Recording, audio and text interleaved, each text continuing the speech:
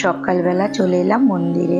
যদিও এটা আমার রোজের কাজ, তবে এই কাজ করতে আমার বেশ ভালো লাগে। সকালের শুরুটা এখন মাকে দিয়েই হয়, কেননা বাচ্চা দুটোর ছুটি আছে বলে সকালে উঠেই আগে নাস্তা তৈরির ঝামেলাটা থেকে আমার কিছুদিনের ছুটি। তবে ছুটির মেয়াদ ফুরিয়ে এলো বলে আসলে আমাদের এখানে সব মায়েদেরই প্রথম কাজ তার বাচ্চাদের জন্য সুন্দর করে টিফিন তৈরি করে সারা দিনের খাবারটা ভালোভাবে প্যাক করে দেয়া। বাচ্চাদের স্কুল আর কলেজ পাঠানোর পরেই সংসারের সব কাজ করা যায়। তবে প্রতিদিনের মতো আমি প্রথমে মাকে ফল আর মিষ্টি দিয়েই পুজোটা করে নিলাম। তারপর একটু প্রসাদ বানিয়ে মাকে দেব। বাড়িতে এসে দেখলাম মেয়েটা আমার ব্রেকফাস্ট বানাচ্ছে। কি বানাচ্ছিস জিজ্ঞাসা করতে বলল। দই, চাটনি, টোস্ট সবার জন্য বানাচ্ছি, তোমার কতক্ষণ লাগবে? আমি বললাম আমার বেশিক্ষণ সময় লাগবে না, লুচি আর পায়েসই বানাবো। মায়ের সকালের দিকে প্রসাদ বেশিরভাগ দিন কিন্তু ফল আর মিষ্টি দিয়েই দেয়া হয়। যেদিন হাতে বেশ অনেকটা সময় থাকে সেই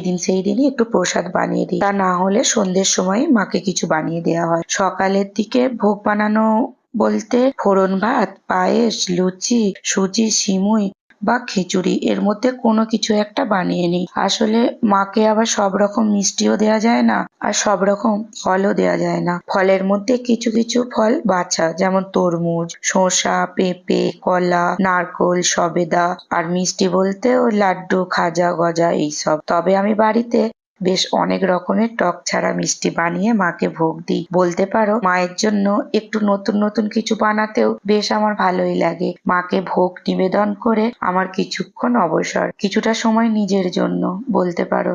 তবে একা বলতে ততক্ষণ যতক্ষণ না আমাদের রুদ্রবাবু ঘুম থেকে ওঠে। তারপর তার হাজারো প্রশ্নের উত্তর দিতে দিতেই আমার দিনটা কোথা দিয়ে কেটে যাবে বুঝতেও পারবো না। আজ একটু হালকাই রান্নাটা সারলাম।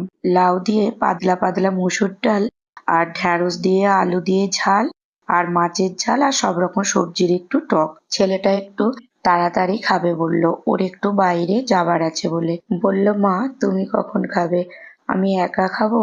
ওর বরাবরই একটু আমার সাথে খাওয়া বা ও খাবে আমি একটু ওর পাশে বসে গল্প করব, ওটা ওর খুব ভালো লাগে।